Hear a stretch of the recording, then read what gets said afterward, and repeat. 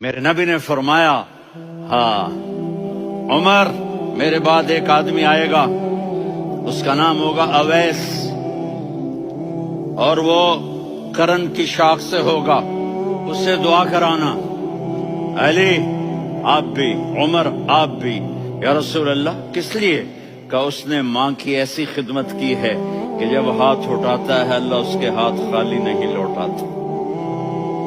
حضرت عمر رضی اللہ تعالی عنہ نے حج کے موسم پر سارے حاجی کھڑے کر لیے، کہا بھائی یمن والے کھڑے رہو، باقی بیٹھ جاؤ۔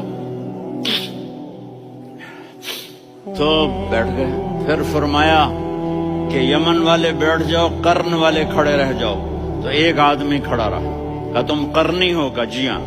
اویس کو جانتے ہو؟ جی میرے بھائی کا بیٹا ہے، لیکن تھوڑا پاگل سا ہے، آپ کیوں پوچھ رہے ہیں؟ حضرت عمر نے فرمایا وہ نہیں، تو